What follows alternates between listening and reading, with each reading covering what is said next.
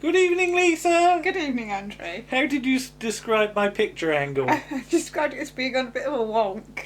On a bit of a wonk. Oh, wonk. Like wonky. What? I've never heard it being described as a wonk. Are you being served lost and found? Mm-hmm. I've got 6 million notes for Okay, this. so we better get We're started. better get a shift on. But I will say, I don't remember anything of this. No, I don't remember it at all. No, I no. cannot- I've seen it, I'm sure, yeah. but yeah. But it's all go at the ladies and gents. Yeah.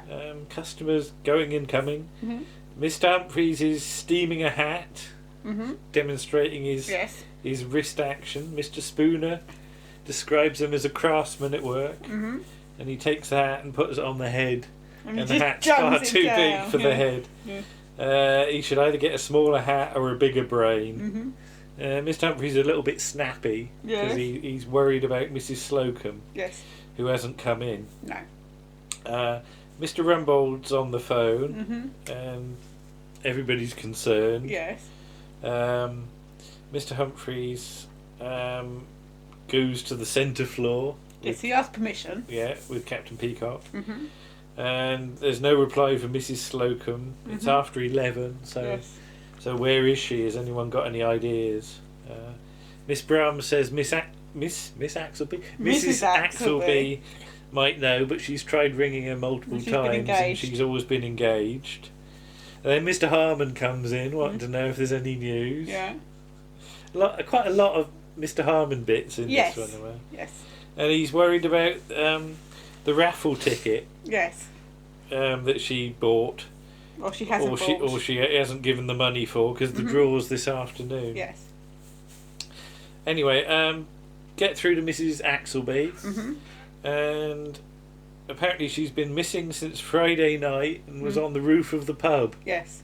And she's got a black and white coat and bandy legs. Yeah, well, first of all, they wonder whether the youth pills are having side effects. Mm-hmm. So, yeah, the description given to the police was moth-eaten, black and white coat, bandy legs, broken teeth, and a limp. Mm. So, no bottom teeth. Yes. Because Martha's lost a few teeth. Martha's hasn't lost she? a couple of teeth, yeah. Yeah, we were hoping Martha would be in the video. Yeah, but she's refusing at the moment. Yeah. Yeah. They are, of course, talking about Mrs Slocombe's pussy. Yeah, because her pussy is missing. Mm-hmm. Apparently she used to polish its medals every night as Yes. well. Never saw its medals, but hey. Yeah, no, it's all on pussy. But in she comes, Mm-hmm. dressed, the description is David Bellamy. Yeah, to sort of go on safari. She's got binoculars and like a jacket and jacket shorts and a big net, yeah. and a basket as well. And she's got very big yellow hair, hasn't She has, yes. And she's worried because she's never been out all night before. Yeah. Mr Harmon's still worried about the 50p for the ticket. First prize is apparently a parrot, and Mr Humphries says that he's a friend of his or something. Yeah. Well, he's friendly with a parrot. So Mr Humphries ends up giving Mr Harmon the money. Yeah. This might be important Yeah. later. But apparently Mrs Slocombe phones Mr Humphries every night. Yes. And they say it's like time she got married. Mr Humphries says about it's like a September song. Mr Spooner says it's more like Christmas. She'd make a very, very good wife, but Mr Humphries isn't ready. And he's sort of about the September song. He's clinging on to August, or trying Yes. to. The occasional fall of snow. Yeah. In Mr Rumbold's office, he's trying to dictate a letter to Miss Belfridge about somebody's rise that he's not going to let, but he keeps on sort of changing his mind halfway what he's going to say. through a sentence. But she notes everything down that he says and is worried about running out of paper. But in the end, regarding your rise, no, yours sincerely. And he sort of gets to the point. Mrs Axelby's then on the phone. Yeah. And apparently they found the cat's clockwork mouse on the edge of a well. Yes. Where's the nearest well God round knows. here? There isn't a well. People don't have wells anymore, do they? There's no need for wells. We have taps. Yeah, very weird. But yeah, Mr Rumbold's going to have to deliver the news with his usual tact and sensitivity. Yes. And the letter that he was dictating to Miss Belfridge about not having a rise was for Miss Belfridge. Yes. So, not very tactful. Why didn't you just tell her? Yeah, I was going to say, yeah, don't faff about for 5 minutes. Yeah, writing a letter to her, for her to herself. Yeah. From her, by her to herself. In the canteen, Mrs Slocombe's gone to the nurse for a tranquiliser. Moggy Dons. Was it Moggy Dons or Moggy Gons? I can't remember. Mr Spooner, anyway. So, yeah, Mr Rumbold comes in and says he'll have to tell the news, but they decide it'd be better if they did it themselves. Yes. Mr Spooner does a little thing about Ding Dong Bell, and Miss Brahms just tells him to shut up. Yes, and smacks him. We'll tell her. I like the way she sometimes takes control of him. Miss Brahms. She can actually sort of make him shut up sometimes. So. But they say they won't tell her until closing time. No. And they'll pretend to be jolly and gay. Mr Spooner says, hands up, who's going to be jolly? Which was Mr... Gets a look. Yeah, Mr Humphries says go and sit at another table if you're going to be like that. So, he first of all says about... And they keep on inadvertently saying things, don't they? Because they say about... Was it there was a burglar or something in Mr Humphries' place, and his mum said, Claiborne, are you man or a mouse? He never used to go out without his marbles, apparently. Mr Spooner used to have a catapult, and Miss Brahms had a dolly in a pram whose eyes got stuck open and had to go to the dolly hospital to make her well. And so all these things sort of make Mrs Slocombe sort of think what could have happened. So, yeah, she hasn't taken the tranquilisers. Well, she hasn't been given the tranquiliser. Hasn't been given them yet. And she says without Miss Pussy and Mr Humphries, her life wouldn't be worth living. What's Martha wailing about? What's the matter? She's seen a moth outside or something. Martha, come on. But apparently they discuss, when she phones up Mr Humphries, they discuss Ken's problems on Coronation Street. Yeah, Ken Barlow's love life. Yeah. Basically.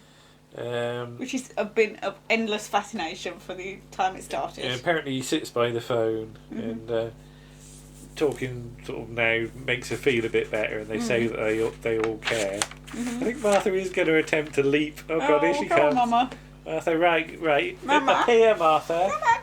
And just, oh, there she is. Martha. That's a good shot. Martha, she's looking the wrong way. Yeah. Look at the camera. But Mrs. Well, you can't direct cats. Mrs Slocombe says that sort of Mr Humphries has got a very special look in his eye, like when her cat's been a good girl in the garden. Don't you have a litter tray? No. Martha, you've got a tray, haven't you? Martha's got 2 trays. Yeah. One for upstairs and one for downstairs. You scrape like Billy-O, don't She you? does. She doesn't actually cover anything, but she scrapes. But in comes the canteen manageress with a new lunch menu. Apparently Mr Grace is... What's going on here? Mr Grace has agreed to a subsidy. He has. Yeah. And they're going to get the executive menu at canteen prices. Yeah. Well, I know why. It's just to get to the point of this joke. Yes.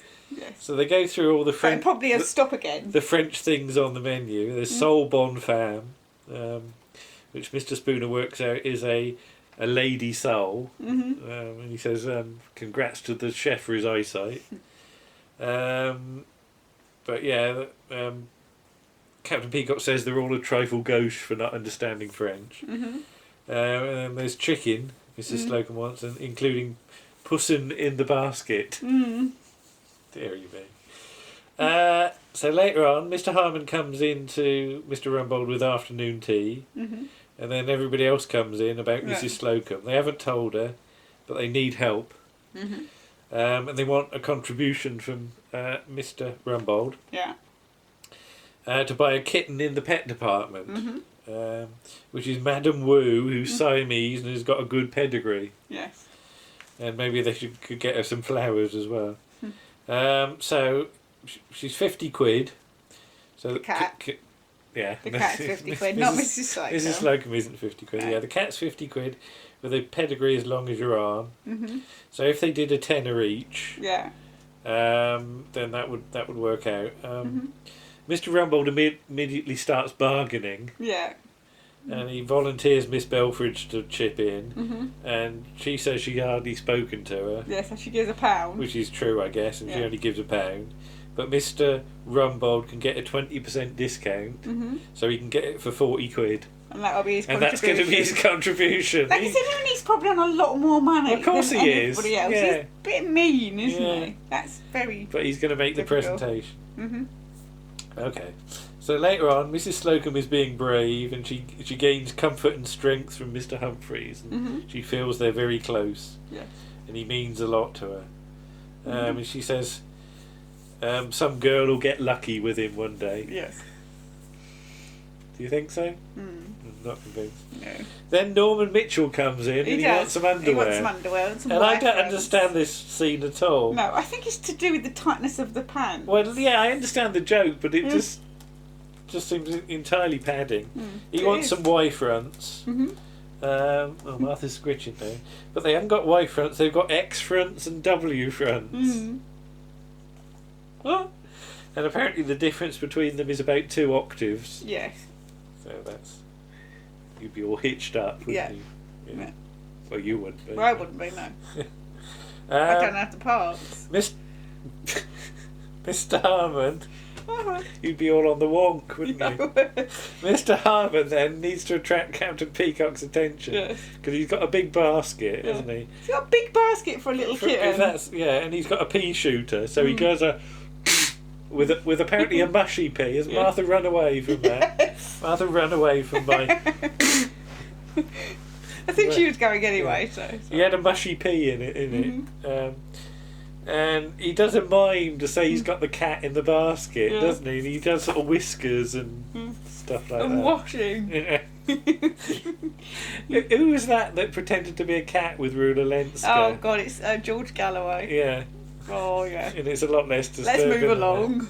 And he claimed, was it Mr Harmon says about the pea shoot? They did it in Colditz. In Colditz, yeah. And it saved a young officer's life. We haven't seen this episode. Well, he might be in the film. Yeah, but we'll watch out for this as we watch Colditz. Yeah, I don't think there's really somebody with a pea shooter. Could be. Won't be McCallum anyway. He's too grumpy. Mrs Slocombe is sent off to accounts department with a false story about a queried bill. So Mr Humphries is going to present the gift, and she's got a spiritual bond with him, and he wonders whether that's like talking about him or the Pope. But they say she's got a delicate mental state, and when will they let the cat out of the bag? So Mrs Slocombe comes back. Mr Humphries has got flowers as well, isn't he? And so yeah, Mr Humphries has got something to say to her, and he was going to say, "I propose to give you this gift on behalf of a." You know, but he gets as far as Mrs Slocombe, I propose, and he pulls the flowers out, and she just bellows, and I accept. Yes. And it's a bit of a laboured way of doing it. And she says how she felt it in the canteen, and it's a woman's intuition. And she, kiss me, she starts, and then he faints on the basket and has to be wheeled away. Yes. Back to Mr Rumbold's office. We're zooming in and out of the office. Is this engagement official? Well, apparently he's taken her to the roller disco on occasions. And they've sort of compared notes on Ken and Deirdre. Mr Rumbold thinks that's important in a marriage. Having something in common. And Mike Baldwin is at it like a rabbit, according to Miss Belford. Yeah. Really? Yeah. All right. Okay. He always was a ladies' man. Okay. So yeah, Mr Humphries has dipped his toe in the water and has been hit by a tidal wave. But it's time he left home. Yeah. So Mrs Slocombe's gone off to have makeup and jewellery and all this stuff. Mr Humphries is then later on the phone to his mother and tells her to stop crying. Yeah. And she's losing a sofa basically because he's going to take it with her until they finalise the sleeping arrangements and tell the neighbours he's joined the Foreign Legion. Or I don't know why.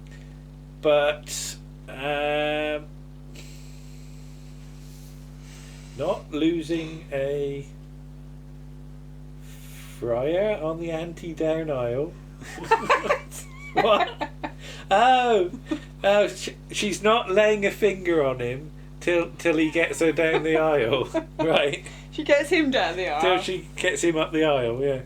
And the vicar and the organist are going to be surprised. Okay. Maybe the songs could be "I'll Do It My Way" and the Nuns Chorus. And he looks in the Mr Humphries looks in the mirror and says it's always the eyes that get them. Back to Mr Rumbold's office. Yeah. Where they've got some champagne out, although they've got to be quick or it'll get warm.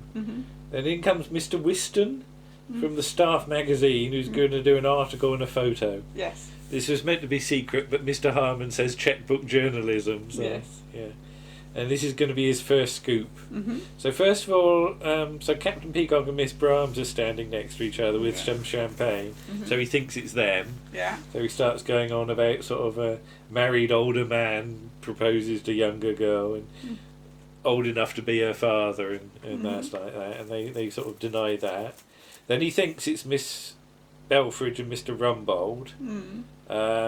You know, a man in power. And he wants her to show a leg and stick her chests out. And I just like Mr Rumbold's reaction was just, Miss Belfridge, put it away. which I did laugh at.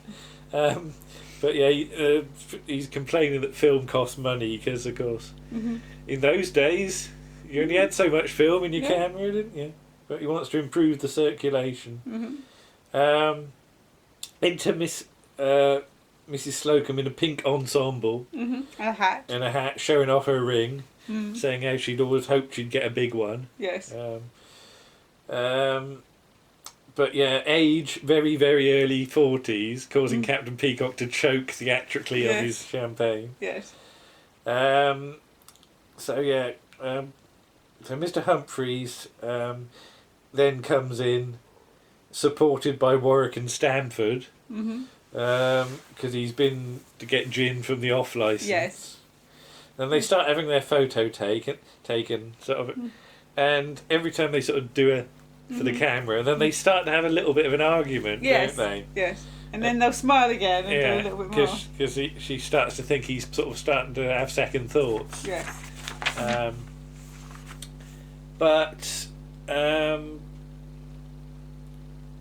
So yeah, when are you planning to do it? And things like that. But then Miss Axelby rings again. Mrs Axelby rings again. And it's wonderful news, it's a miracle. And there's 6 of them. So Mrs Slocombe's going to meet her in the pub because she's not doing anything. No. Because she's got 6 kittens. Yes. Well, she hasn't got 6 kittens. Well, the cat has. Pussy's got 6 kittens. And she suspects that it comes from a pedigree cat, Emperor Chong of Bangkok, who was the father of Madame Wu. And now she's got a family to bring up. She can't really get married at the so moment. Mr Humphries will have to wait for her. And then Mr Humphries wins the parrot. Yes. And the parrot says, "I'm free." Yes. And that's it. And then the end credits roll, and you see, which I presume is Madame Wu. Madame Wu, yeah. Being very unhappy in her basket and wanting out. Poor little Madame Wu. Sort of going round in circles and backing up and going... And batting at the door. Yeah. Which is mostly what Martha does. Let me out, Bob Spears. Stop filming me with that big camera. Yes. Yeah. Let me out this basket.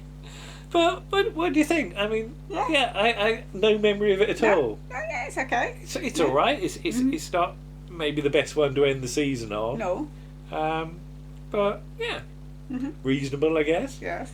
Not a bad season overall. No, I don't much think. better than the previous one. Well, no old Mr Grace for a start. I think Calling All Customers is my favourite. I thought that before, and I still think that now.